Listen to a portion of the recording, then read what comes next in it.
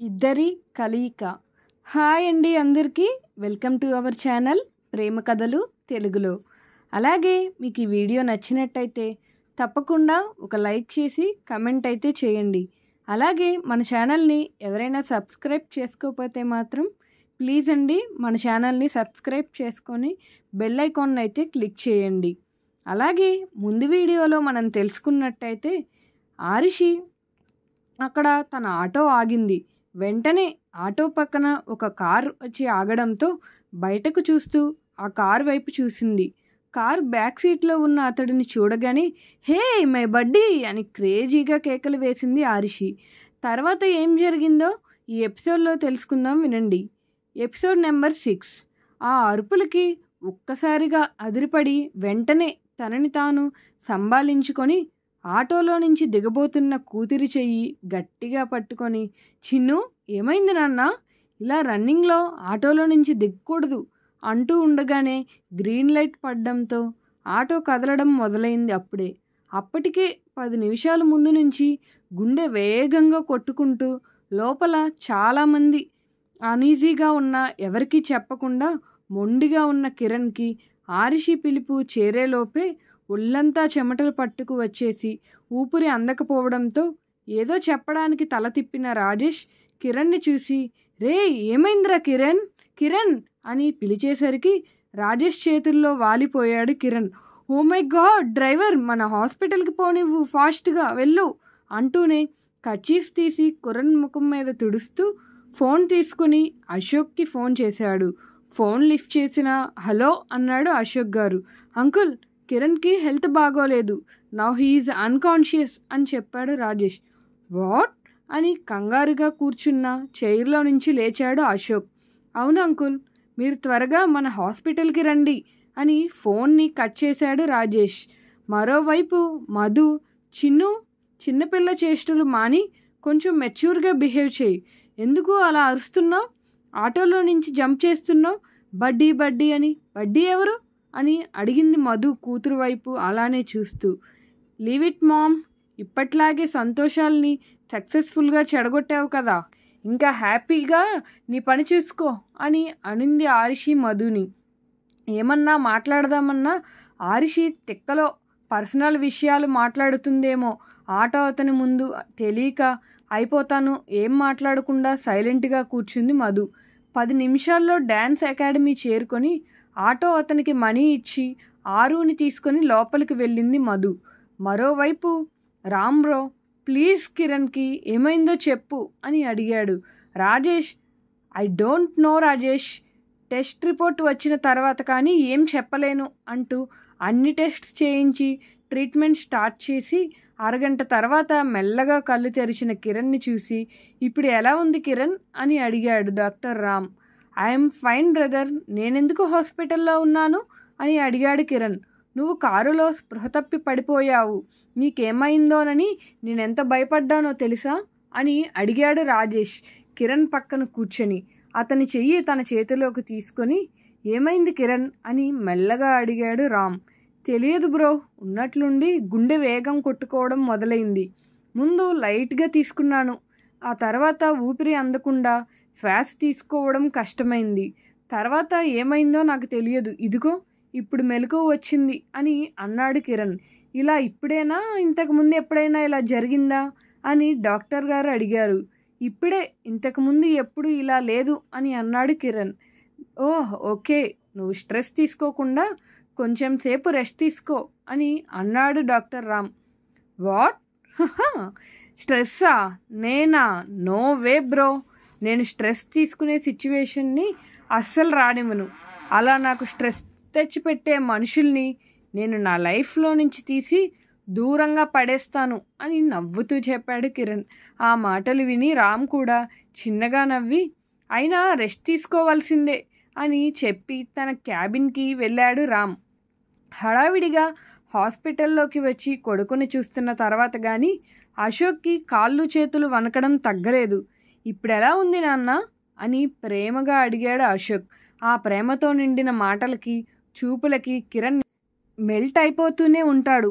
నేను బాగున్నాను డాడ్, ఏదో జస్ట్ స్మాల్ అన్కంఫర్టబుల్ అంతే, ప్లీజ్ మమ్మీకి చెప్పకు డాడ్, తను బాధపడితే నేను చూడలేను అని అన్నాడు కిరణ్. దానికి అశోక్, చెప్పండి నాన్న, అస్సలు చెప్పను అంటూ కిరణ్ తల మీద చెయ్యి వేసి ప్రేమగా నిమిరి, నువ్వు రెస్ట్ తీసుకో, నేను ఇప్పుడే వస్తాను అని చెప్పి బయటికి వెళ్ళి రామ్ క్యాబిన్కి వెళ్ళాడు Ashok garu. Uncle please come in అంటూ తన సీట్లో నుంచి లేచి ఎదురు వెళ్ళాడు రామ్. రామ్, కిరణ్కి ఏమైంది, ఇప్పుడు ఎలా ఉంది? నాకు చాలా టెన్షన్గా ఉంది. నాకే ఇలా ఉందంటే మీ ఆంటీ అస్సలు భరించలేదని నీకు తెలుసు కదా. ఏదున్నా సరే నువ్వు నాకే చెప్పు, మీ ఆంటీకి చెప్పకు అని అన్నాడు అశోక్. హో నో నో అంకుల్, నేను అలాంటి పిచ్చి పనులు అస్సలు చేయను. ఆంటీ సంగతి నాకు తెలుసు కదా, మీరు టెన్షన్ పడకండి అని అన్నాడు రామ్. రామ్ అర్ఫన్లో భువనాకి పరిచయం అయ్యాడు. ఆ పరిచయంలో రామ్ మంచితనం, తెలివితేటలు భువన మనసుకు తాకి రామ్ని చదివించి డాక్టర్ని చేసింది. ఫారిన్ హాస్పిటల్ నుంచి మంచి ఫ్యాక్టరీతో ఆఫర్స్ వచ్చినా రామ్ ఇండియాలోనే, అందులోనూ కిరణ్ వాళ్ళ హాస్పిటల్లోనే ఉండాలని నిర్ణయించుకున్నాడు. వయసులో 4 ఏళ్ల పెద్దవాడు కావడంతో కిరణ్ బ్రో అని పిలుస్తూ బిగ్ బ్రదర్ లాగా చాలా రెస్పెక్ట్ ఇస్తాడు. రామ్ వైఫ్ రజని పిల్లలతో కూడా కిరణ్కి మంచి అటాచ్మెంట్ ఉంది.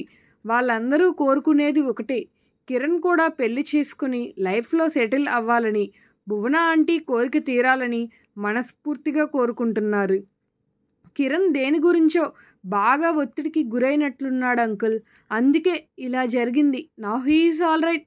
మళ్ళీ అలా అయితే నేను లండన్ తీసుకువెళ్తాను అని చెప్తాడు రామ్. అంటే ఇప్పుడు ఏం ప్రమాదం లేనట్లేగా అని అడిగాడు అశోక్. నథింగ్ ప్రాబ్లం అంకుల్ అన్నాడు రామ్. థ్యాంక్ గాడ్ అని అన్నాడు అశోక్. సెలైన్తో పాటు ఎక్కుతున్న మెడిసిన్ పవర్కి మగతగా కళ్ళు మూసుకున్న కిరణ్కి తన సఫర్ అవుతూ ఇంకా అయిపోతున్నాను అని అనుకుంటున్న లాస్ట్ సెన్సెస్లో వినిపించిన పిలుపు గుర్తుకు వచ్చింది. హే మై బడ్డీ అని ఎవరో చిన్న పాప గట్టిగా అరవడం గుర్తు వచ్చి ఒక్కసారిగా కళ్ళు తెరిచాడు కిరణ్. బడ్డీ, మై బడ్డీ, నువ్వు పిలిచింది నన్నేనా అని అనుకుంటూ కళ్ళు మూసుకొని ఆ వాయిస్ని మళ్ళీ మళ్ళీ గుర్తు చేసుకున్నాడు. సచ్ ఏ స్వీట్ వాయిస్, అంత స్వీట్ వాయిస్ నేను ఇంతవరకు వినలేదు. హూ ఆర్ యూ బేబీ, నువ్వు ఎక్కడ ఉంటావు, అసలు నువ్వు పిలిచింది నన్నేనా, నీ బడ్డీని నేనేనా అని మనసులో అనుకున్నాడు కిరణ్.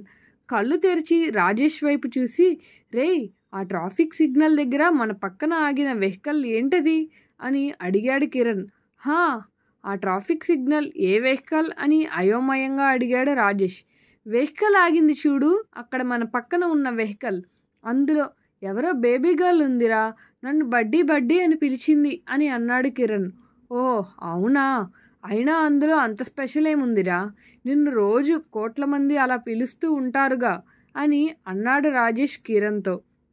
అప్పుడు నో నో, అందరూ పిలిచే పిలుపులా లేదురా, సో స్వీట్ వాయిస్, అంతేకాదు ఆ పిలుపులో చాలా ప్రేమ ఉంది, ఇంకా ఇది అని చెప్పలేను, ఏదో ఉంది, షీఈ్ వెరీ స్పెషల్ అన్నాడు కిరణ్. అరే వాహ్, మా వాడు ఈరోజు ఒకరి గురించి ఇంతలా ఆలోచిస్తున్నాడు, అది బేబీ గర్ల్ కోసం. మళ్ళీ పిల్లలంటేనే చిరాకు అంటాడు, మరి ఇప్పుడు కొత్తగా అదేంటో అని సెటైర్ వేశాడు రాజేష్. దానితో కిరణ్ సైలెంట్గా కళ్ళు మూసుకున్నాడప్పుడు. మరోవైపు మధు రిసెప్షన్ దగ్గరికి వెళ్ళి తనని పరిచయం చేసుకొని అవినాష్ గురించి అడుగుతూనే ఉండగా ఒకతను వచ్చి మధు మేడం అని అన్నాడు. ఎస్ అనింది మధు. అప్పుడు అవినాష్ సార్ మీకోసం వెయిట్ చేస్తున్నారు మేడం, రండి మేడం అని అన్నాడు అతను. హో ఓకే అంటూ, చిన్ను నువ్వు ఇక్కడే కూర్చో, ఇదిగో ఫోన్, దీన్ని చూసుకుంటూ ఉండు, ఎక్కడికి వెళ్ళకు అని చెప్పి అతనితో కలిసి వెళ్ళింది మధు. ఆ హాల్ మొత్తం తన కళ్ళతో ఒకసారి చెక్ చేసి వాల్స్ వైపు చూస్తున్న ఆరిషి కళ్ళు ఒక పిక్ మీద స్ట్రెస్ అయిపోయి ఓ మై గాడ్ అని గట్టిగా అరిచింది ఆరిషి. దానితో రిసెప్షనిస్ట్ టెన్షన్ పడి ఏమైంది బేబీ అని అడిగింది. నా బడ్డీ ఫోటో ఇక్కడ ఉంది, అంటే మీకు మా బడ్డీ తెలుసా అని అడిగింది ఆరిషి. బడ్డీ బడ్డీ ఎవరు అని అడిగింది ఆమె ఆశ్చర్యంగా. మీకు బడ్డీ ఎవరో తెలియదా, కిరణ్ కుమార్, అతనే నా బడ్డీ అంది ఆరిషి. ఓ అవునా, ఈ డ్యాన్స్ అకాడమీ సార్ వాళ్ళదే, అవినాష్ సార్ కిరణ్ సార్కి సాంగ్స్ని కొరియోగ్రాఫ్ చేస్తుంటారు అని చెప్పింది ఆమె. వాట్, ఈ అకాడమీ మా బడ్డీదా, అంటే బడ్డీ ఇక్కడికి వస్తాడా అని సంతోషంగా అడిగింది ఆరుషి. నో బేబీ, సార్ ఇక్కడికి రారు, ఆయన బిజీ కదా, ఇక్కడ Avinash sir head of the department అని చెప్పింది ఆమె. ఓకే ఓకే, మా బడ్డీది నాకు ఇంకా ఉంది, హ్యాపీనెస్ చాలులే అని సంతోషంగా ఉంది ఆరుషి. ఇప్పుడు వచ్చిన మధు మేడం కొరియోగ్రాఫ్ చేసేది కూడా ఆయన సాంగ్కే అని చెప్పింది రిసెప్షనిస్ట్. ఆ మాట వినగానే ఆరుషి కళ్ళు ఆల్చిప్పల్లా అలాగే తెరుచుకొని ఉండిపోయాయి. మా మమ్మీ కొరియోగ్రాఫ్ చేసేది నా బర్త్డే సాంగ్నా అని అంటూ కళ్ళు తెరిచి పడిపోబోతూ వాటర్ ప్లీజ్ అని అంది ఆరుషి. అప్పటి వరకు ధైర్యంగా అక్కడి వరకు వచ్చిన మధుకి అవినాష్ రూమ్ దగ్గరికి వెళ్ళేసరికి టెన్షన్గా అనిపించడంతో ఒకసారి కళ్ళు మూసుకొని గట్టిగా ఊపిరి తీసుకొని వదిలింది మధు. వెంట వచ్చిన అతను డోర్ ఓపెన్ చేయడంతో అడుగు లోపలు పెట్టింది మధు. ఓ మధు గారు, మీకోసమే వెయిటింగ్ మ్యామ్, జర్నీ ఎలా జరిగింది అని క్యాజువల్గా అడిగాడు అవినాష్. నైస్ అండి అని చిన్నగా నవ్వి అవినాష్ ఎదురు చైర్లో కూర్చుంది మధు. కొంచెం సేపు మాట్లాడుకున్న తర్వాత సాంగ్ వినిపించి ఈ సాంగ్ కోసమే మ్యామ్ మిమ్మల్ని పిలిపించింది అని చెప్పాడు Avinash. Wow, such a beautiful song అని అంది మధు. ఈ బ్యూటిఫుల్ సాంగ్కి మీరు మైండ్ బ్లోయింగ్ కొరియోగ్రాఫ్ అందించాలి మధు గారు అని నవ్వుతూ అన్నాడు అవినాష్. తప్పకుండా సార్, నా 100% ఇస్తాను అని చెప్పింది మధు. రెమ్యునరేషన్ మాట్లాడుకున్న తర్వాత అడ్వాన్స్ కింద చెక్ ఇచ్చి రేపే షూటింగ్ అని చెప్పడంతో రేపా అని ఆశ్చర్యంగా అంది మధు. ఎస్ మధు గారు, ఇప్పటికే లేట్ అయింది, డైరెక్టర్ గారు గొడవ చేస్తున్నారు అని అన్నాడు అవినాష్. బట్ నేను షూటింగ్కి ప్రిపేర్ అయి రాలేదండి, జస్ట్ మాట్లాడి వెళ్ళడానికే వచ్చాను అని అనింది మధు. అలా అనకండి మేడం ప్లీజ్, మీకైనా మళ్ళీ ముంబై వెళ్ళి రావాలంటే చాలా టైం వేస్ట్ అవుతుంది. అదే రేపు షూటింగ్ స్టార్ట్ చేస్తే 5-6 మహా అయితే 1 వీక్లో కంప్లీట్ అయిపోతుంది. పైగా హీరోయిన్ అద్య గారు క్విక్ లెర్నర్ కూడా, మీకు అన్ని రోజులు కష్టపడే పని కూడా ఉండదు. ఇంకా ఈ ఛాన్స్ మిస్ అయితే కిరణ్ సార్ డేట్స్ కూడా లేవు మేడం అని మధుని కన్విన్స్ చేశాడు అవినాష్. ఓకే అండి, నేను సాంగ్ కంప్లీట్ చేసే వెళ్తాను అని అనింది మధు. ఐ థింక్ మీరు కూడా ఈ అతిపెద్ద టెంపుల్కి వెళ్ళాలేమో మ్యామ్ అని అన్నాడు అవినాష్. అదేంటి, టెంపుల్ సెట్ కాదా అని అడిగింది మధు. అశోక్ సార్కి సెట్స్ నచ్చవు మధు గారు, ఆయన ఒరిజినాలిటీకే ఎక్కువగా ఇంపార్టెన్స్ ఇస్తారు. మీరేం టెన్షన్ పడకండి, మీ ట్రావెల్ ఛార్జెస్, ఫుడ్ అంతా కంపెనీయే భరిస్తుంది అని అన్నాడు అవినాష్. నా టెన్షన్ నా ఫుడ్ గురించి కాదు, ఆరిషిని ఇన్ని చోట్లకి ఎక్కడ తిప్పను, ఎలా తిప్పను, తన స్కూల్, ఫుట్బాల్ కోచింగ్ అన్నీ. మనసులో చాలా వర్రీ అవుతున్న మధుని చూసి ఏమైంది మధు గారు, ఎనీ ప్రాబ్లం అని అడిగారు అవినాష్ గారు. అవినాష్ గారు, నా ప్రాబ్లం నా గురించి కాదండి, నా బేబీ గురించి. అంటే బేబీ అంటే స్మాల్ బేబీ అనుకునేరు, టీనేజ్ గర్ల్ బయట రిసెప్షన్లో ఉంది. తనని హోటల్ రూమ్లో వదిలి నేను మీతో ట్రావెల్ చేయలేను సార్, ఐఎమ్ సో సారీ అంటూ చెక్కి వెనక్కి తిరిగి ఇచ్చేసింది మధు. ఆ మాటలు విని అవినాష్ దెబ్బకి షాక్ అయ్యాడు. అతను ఆ షాక్ నుంచి తేరుకునేలేపోయి మధు అక్కడ నుంచి లేచి వెళ్ళిపోయింది. బయటకు వెళ్ళి రిసెప్షన్లో ఉన్న కూతురి వైపు చూసి వెళ్దాం పదా అని అంది మధు. మమ్మీ, నువ్వు కొరియోగ్రాఫ్ చేయడానికి ఒప్పుకున్నావా అని అడిగింది ఆరిషి ఎగ్జైట్మెంట్తో. నో చిన్ను, కొన్ని ప్రాబ్లమ్స్ వల్ల కుదరలేదు అని చెబుతున్న మధు వైపు చూసి అనుకున్నాను, అప్పుడే అనుకున్నాను, నా ముఖానికి ఇంత అదృష్టం ఎక్కడ ఏడ్చిందని చెడగొట్టేశావుగా. I hate you mom, I hate you అని ఏడుస్తూ అక్కడి నుంచి పరిగెత్తింది ఆరిషి. చిన్ను ప్లీజ్ ఆగు అంటూ మధు వెనకే పరిగెత్తింది. గేట్ దాటి వేగంగా పరిగెడుతున్న ఆరిషి గేట్ లోపలికి వస్తున్న కారు ముందు వెళ్ళిపోయింది. డ్రైవర్ సడన్గా బ్రేక్ వేసి స్పీడ్ కంట్రోల్ చేసిన అప్పటికే కార్కి కొట్టుకుని కింద పడింది ఆరిషి. చిన్ను అని పెద్దగా అరుస్తూ పరిగెత్తుకుంటూ వచ్చింది మధు. కారులో నుంచి గార్డ్స్ వద్దంటున్నా కిందకి దిగాడు. కారు ముందున్న పిల్లని చూసి ఓ మై గాడ్ అంటూ హాస్పిటల్కి తీసుకువెళ్దాం అన్నాడు అశోక్. గార్డ్ చెక్ చేసి నో సార్, పెద్ద దెబ్బేం తగలలేదు. ఏనన్నా ఎలా ఉంది అని అడిగాడు ఒక గార్డ్. ఐఎమ్ ఫైన్ అంకుల్ అని అంది ఆరిషి చేతులు దులుపుకుంటూ. కింద పడి మోచేతులు మోకాళ్ళు కొట్టుకుపోవడం చూసి అయ్యో అంటూ తన దగ్గర ఉన్న వాటర్ బాటిల్ తీసి కర్చీఫ్తో తడిపి దెబ్బల మీద మెల్లగా అద్దింది మధు. అమ్మా అని అంటున్న కూతురుని చూసి నోటితో ఊదుతూ, కొంచెం ఓర్చుకో నాన్న, నేను అందుకే పరిగెత్తద్దు అన్నాను. నా మాట విన్నావా? ఇప్పుడు చూడు ఎంత దెబ్బ తగిలిందో అని ఏడుస్తున్న మధు వైపు చూశాడు అశోక్. అశోక్ వచ్చాడని తెలిసి బయటకు వచ్చాడు అవినాష్. అక్కడ సీన్ చూసి, అయ్యో ఏమైంది మధు గారు అని అడిగాడు. ఏం లేదండి, కొంచెం దెబ్బ తాకింది అని అంది మధు. అవినాష్ తను అని అడిగాడు అశోక్. కిరణ్ సార్ మూవీ కోసం క్లాసికల్ డాన్సర్ కోసం వెతికాం కదా సార్, తనే అని అన్నాడు అవినాష్. ఓ ఎస్ గుర్తొచ్చింది అంటూ, అయితే ఓకే అయినట్లేనా అని అడిగాడు అశోక్. తర్వాత ఏం జరిగిందో తెలుసుకోవాలనుకుంటే నెక్స్ట్ పార్ట్ కోసం వెయిట్ చేయండి.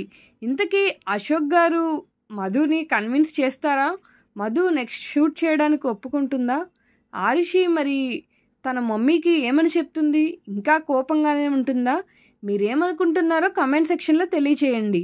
అలాగే ఇలాంటి కంటెంట్ కోసం మన ఛానల్ని సబ్స్క్రైబ్ చేసి లైక్ చేయండి. Thank you for watching.